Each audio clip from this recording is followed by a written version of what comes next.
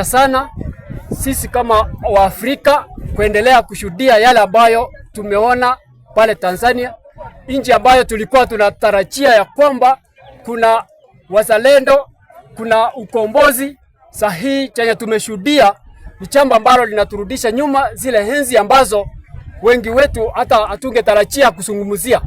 Wakati tunaona wananchi wameamuka kupigania haki zao za katiba, kupigania haki yao ya katiba ili waweze kuchagua viongozi kwa njia ya haki na ukweli, tulishuhudia ya kwamba polisi ndio serikali inapiga watu kwa risasi na kuwaua wale ambao wanataka kupigania demokrasia ya nchi yao.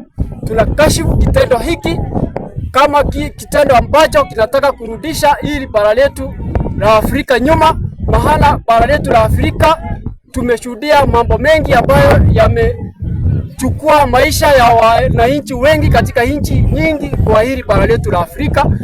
Pia kwa haki za kikanda ya East African Community tunapiga kelele sana, kwa sababu hatuwezi kubali sisi kama viongozi wa kikanda tuendelee kushuhudia yale yote ambayo tunaona kwa nchi ya Tanzania.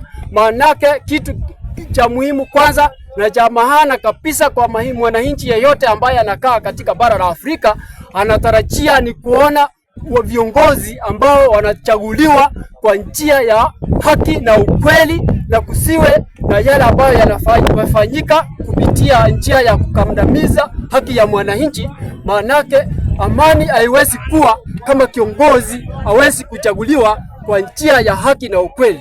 Maanake hili bara letu la Afrika kuna tamaa ya uongozi ambayo imesababisha wengi wananchi kupotesha maisha yao, wananchi kupoteza mali yao kila wakati kwa sababu ya tamaa ya uongozi.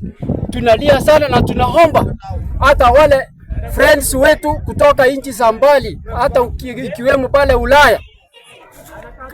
Juzi niliona rais wa Amerika alichukua hatua nzuri wakati aliweza kuamua ya kwamba kama nchi ya Nigeria itaendelea kukandamiza Wakristo katika ile hali ambayo imeonekana wazi ya kwamba serikali ya Nigeria imeweza kuendelea kukandamiza haki ya Wakristo katika nchi ya Nigeria.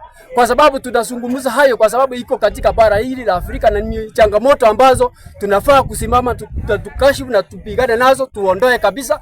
Tunaomba waendelee wengine ili waweze kusimamisha uongozi, ili viongozi wa bara hili la Afrika uwe ni kitu ambacho kinaleta amani. Uongozi huwe ni kitu ambacho kinaleta umoja kwa wananchi, kwa sababu kila mtu hakuna haki ya kuishi kwa amani, kwa umoja na upendo, sio tu kumwaga damu kila baada ya muda. Tunashuhudia watu wanapigania uongozi kwa njia ambayo sio ya haki, sio ya haki ya kikatiba. Tunakataa sisi kama Wakenya, na tunakataa na tunasimama imara, na Watanzania tunawahimiza waendelee kutetea haki zao za kikatiba, maanake baadaye watashinda. Ni vita ambavyo vilianza na vitaendelea, wasirudi nyuma, na bado sisi kama Wakenya tunasimama nao kila wakati na tutaendelea hivyo hivyo. Asante sana.